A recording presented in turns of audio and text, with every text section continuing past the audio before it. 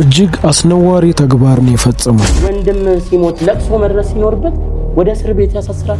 በኔም በቤተሰቤም ላይ ከባድ ጉዳት አድርሶብናል። እግዚአብሔር የሰጠኝን ጸጋ ሲነጥቀኝ እንደ መብት ነው ያየው። መጨረሻዬ እንዲመሆኑ በጣም ይገርመኛል። መጨረሻዬ እንዲመሆኑ ግን እግዚአብሔር ምሮኛል። ለኔ ህይወቴ ነው። ተጠግቶ ከማንም በላይ የሚያቀኝ ዳንኤል ነው። በቃ የጉማ የዓመቱ ምርጥ ዋና ወንድ ተዋናይ አሸናፊ ናታይ ጌታቸው ጥቁር አደይ።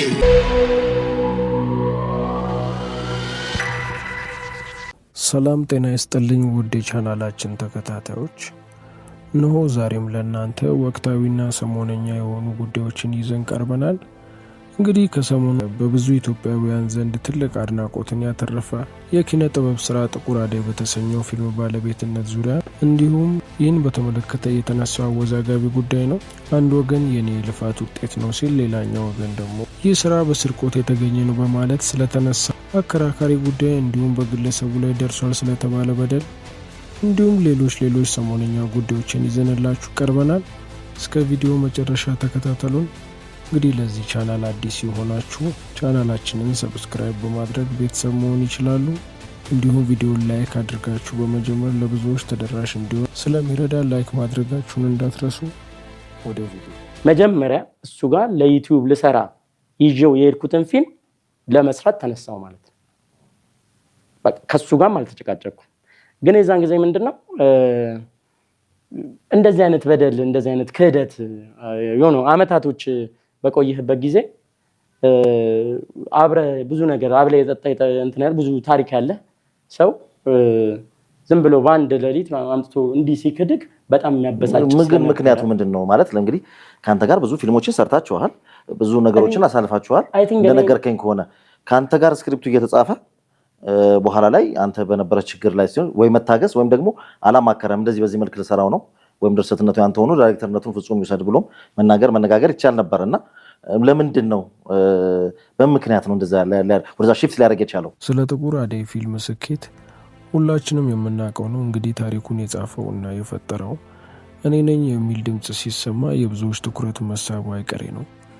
ነገር ግን ለረጅም ጊዜ የሙከራ እንዲሁም የገንዘብ እጥረት ውስጥ የቆየ ስራ በሌላ ሰው እጅ ሲያልፍ ማየት ለደራሲው ምን ያህል ህመም እንዳለው ማሰብ አይከብደው። እንግዲህ ግለሰቡ በሰጠው አስተያየት በፊልሙ ላይ ያደረገው ጥረት የጥቂት ቀናት ሳይሆን የአመታት ልፋት እንደሆነ ገልጾ ስክሪፕቱ፣ ገጸ ባህሪያቱ አቀራረብና የታሪኩ ዓላማ ሙሉ ለሙሉ የራሱ እንደሆነ ተናግሯል።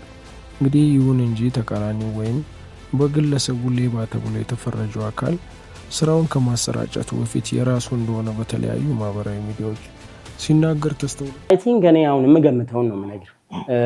ከዚህ በፊት እንደዚሁ ተመሳሳይ ሌላ ስክሪፕት እሱና እንግዳ ሰው ሀብቴ በጋራ ፕሮዲዩስ ሊያደርጉት እንግዳ ሰው ሀብቴ ቤት ውስጥ ተገምግሞ ያለቀ ፊልም ነበር። ሌላ ፊልም ነው የማወራው። እሱ አልተሰራም፣ አሁንም እጄ ላይ ያለ። እሱን ፊልም ለመስራት ስንነሳ ግን ስክሪፕቱን ወደው ጽፌው ምናምን መጨረሻ ላይ የሚሳተፉበት ሰዎች ትላልቅ ሰዎች ናቸው። እነዚህ የሚባሉ ተዋናዮች ናቸው እና ካንተ አቅም በላይ ሊሆኑ ይችላሉና ትልቅ ዳይሬክተር እናምጣ የሚል በናታይ በኩል ጥያቄ ሲነሳ የጻፍኩት እኔ ነኝ፣ ስሜቱን የማውቀው እኔ ነኝ።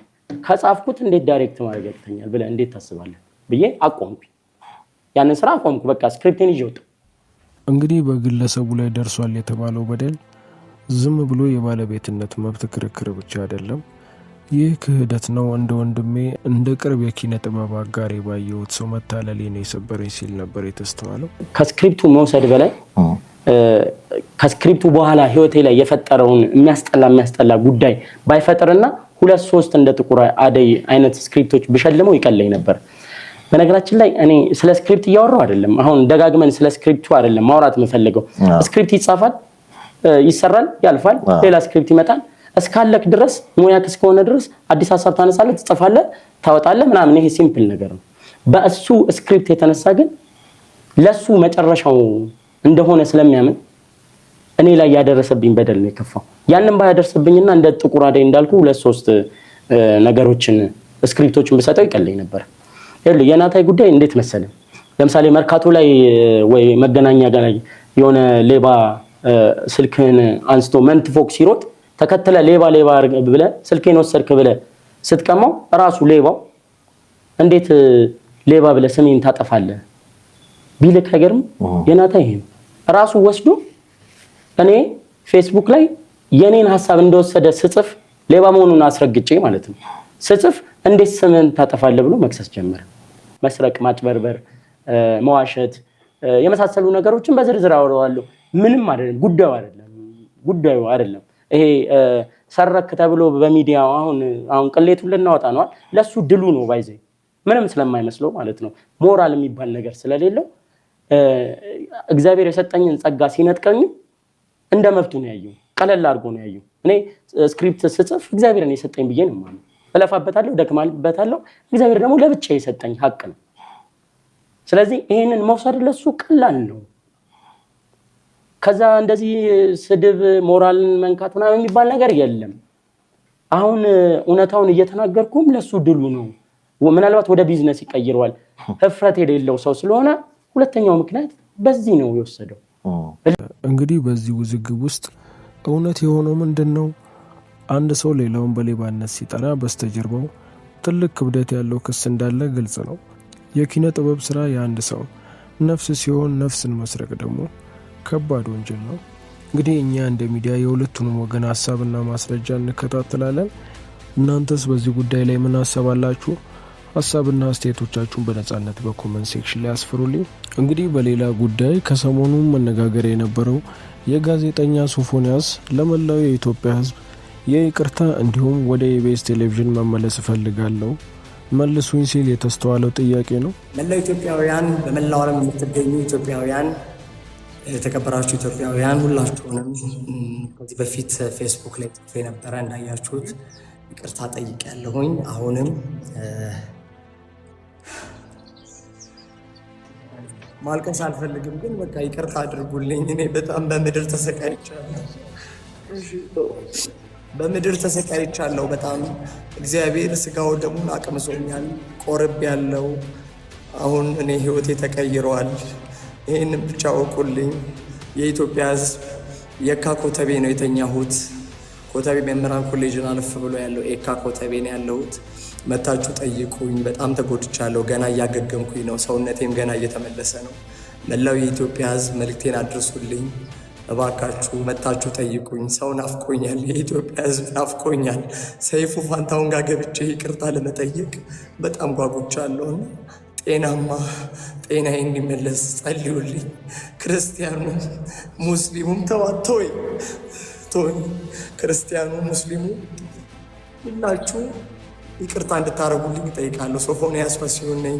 ባለፉት ጊዜያት ሶፎንያስን በተመለከተ የነበሩ አነጋጋሪና ለጆሮ የሚከብዱ ብዙ ጉዳዮች ሲስተዋሉ ነበሩ። እንግዲህ ይሁን እንጂ ሰሞኑን የተገኘው መረጃ እንደሚያሳየው ሶፎንያስ ከፍተኛ የሕክምና ክትትል ሲደረግለት እንደቆየ ተናግሯል። በሆስፒታል አልጋ ላይ ማሳለፍ፣ በሕክምና ባለሙያዎች ቁጥጥር ስር መዋልና መቆየት ለአንድ ግለሰብ ከአካል ህመም ባለፈ የስነ ልቦናም ጫና አለው። ጤና የተመልሶ ወደ ቀድሞ ስራ መመለስ እፈልጋለሁ ሲል ነበር የተናገረው።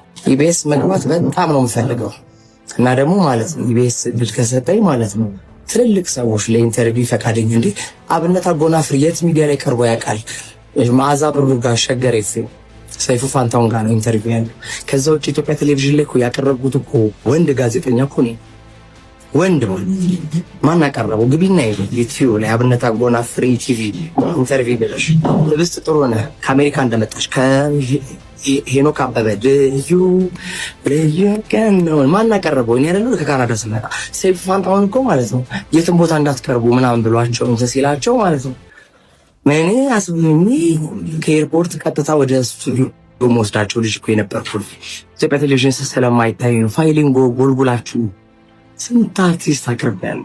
ስንት የተጎዳ ሰው እንዲረዳ እንዲደገፍ አድርጌያለሁ። ሀቅ ነው ማወራ ጉራ አይደለም ወይ ደግሞ ከንቱ ውዳሴ እንዳይመስል። ስለዚህ የኢትዮጵያ ሕዝብ እናቴን በጣም እወዳለሁ። 60ኛ ዓመቷን አክብራለሁ። ቪዲዮ አለ ገብታችሁ ካባል ብሻታለሁ። እናቴን ኢንተርቪው አድርጌያታለሁ የመጀመሪያ ሶፊ ሾው ላይ። ስለዚህ ብዙ ስራ የሰራው ሰው ነኝ። ግን መጨረሻ እንዲሆን ግን እግዚአብሔር ብሎኝ ባረፈታስ እግዚአብሔር ምሮኛልና ኢቢኤስ ቢቀጥረኝ ደስ ይለኛል። እኔ አሜሪካን ሀገር መኖር አልፈልግም፣ እውነት አልፈልግም። አሁን አሜሪካን ሀገር ፕሮሰስ ባይዘው ፓስተር ኪያ ነው መስከረም። ፓስተር ኪያ ማለት የቦርን አጌን። እንግዲህ ስለ ሶፎንያስ መመለስና ስለ ይቅርታ ጥያቄው ምን ትላላችሁ? እንግዲህ አንድ ሰው ከስህተቱ ይቅርታ ጠይቆ እንደገና ለመጀመር ሲነሳ እኛ እንደ ህዝብ ምን አይነት ምላሽ መስጠት አለብን? የሰው ልጅ ከስህተቱ ተምሮ ሲያድግ ማየት አይነተኛ የህይወት ትምህርት ነው። እስኪ በዚህ ጉዳይ ላይ ያላችሁን ሀሳብ በኮመንት ሴክሽን ላይ አስፍሩልኝ። እንግዲህ በሌላ ጉዳይ በዙሪያችን በየቀኑ በምንውለው መንገድ ላይ ብዙ ታሪኮችን እንጽፋለን። አንዳንዶች በድምቀት ውስጥ ሲታዩ፣ ሌሎች ግን በጸጥታ የህይወት ሸክም በትከሻቸው ተሸክመው ይኖራሉ። እሱ ነው አይደለም እኔን አጨማልቆ ነው ያኖረኝ። እውነቴን ነው የምነግርህ። እኔ አንድ ቀን ውጭውን አላቅም። አንድ ቀን አስቤዛ ሄጄ ገዝቼ አላቅም። አንድ ቀን ቅባት ምን እንኳን ገዝቼ አላቅም። እንግዲህ ይህ ታሪክ የሰው ልጅ ምን ያህል በጽናት ሊኖር እንደሚችል እንዲሁም መልካምነት በትንሽ ተግባር እንዴት በሌላ ሰው ህይወት ላይ ትልቅ ለውጥ እንደሚያመጣ የተስተዋለበት የኢቢኤስ ቴሌቪዥን የዝግጅት ክፍል በአዲስ አበባ ጎዳናዎች ላይ የተገኘውን አንድ እጅግ ታታሪና አሳዛኝ ታሪክ ያለው ግለሰብ ጉዳይ መነጋገሪያ ሆኖ ሰምቷል። ቆየ ምን ያህል ጊዜ ሰራች? አሁን አመት ይሞላል ነው እዚህ አካባቢ ከተሰጠ። አውቅ ይህ ነበር የምሰራው። ከዛ በፊት እኔ መኪና ዲኮር ነበር የምሰራው ነው። ኤሌክትሪሻን እና ኤሌክትሪክ መኪና እንትኖች ሰራ ነበር። አውቅ ምን ነው ተቆጣ አደጋ ደረሰብኝ። ወጪ አውጥቶኝና የነበረኝ አደጋ ምክንያት ነው ጋር ነበር። ይህም እንደዚህ ብረት ነው። ይህም ደስ አይነት አደጋ ገጠመኝ። የሞተር አደጋ ሞተር ሳይክል ነዳ ነው። ኦኬ አሁን ደህና አሁን ደህና ነው። ሸያው የሰራው ይበላል። ከዛ ነው ወደዚህ ስራ ገባው። ወደዚህ ስራ ገባው። ችሎታው ነበር አይደለም? ተማር ከዚሁ እንጂ ራሴ ነው።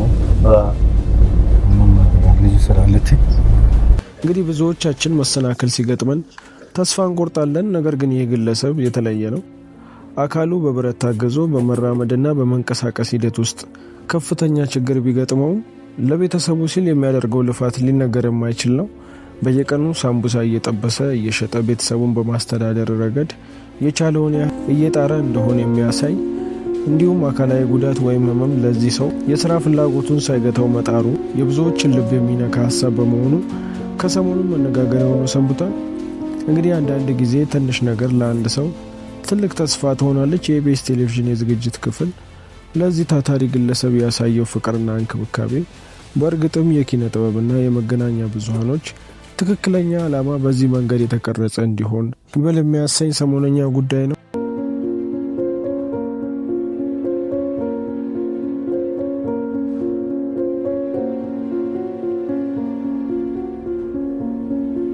ስለዚህ መልካም ጠንካራ ግለሰብና ስለ ኢቢኤስ ቴሌቪዥን መልካም ስራ ምን ታስባላችሁ? አስተያየቶቻችሁን በኮመንት ሴክሽን አካፍሉን። እንግዲህ ይህ ቪዲዮ ሼር በማድረግ ለሌሎች ተደራሽ እንዲሆን እንድታደርጉ ጠይቃችኋለሁ። ለዛሬ ያዘጋጀውላችሁ መረጃና ሰሞነኛ ጉዳይ ይህን ይመስላል። በሌላ ወቅታዊና አዳዲስ ሰሞነኛ እንዲሁም አነጋጋሪ መረጃዎች እስክንገናኝ ቻናላችንን ሰብስክራይብ ማድረግ እንዳትረሱ። ለዛሬ የነበረን ጉዳዮች ይህን ይመስላሉ። መልካም ጊዜ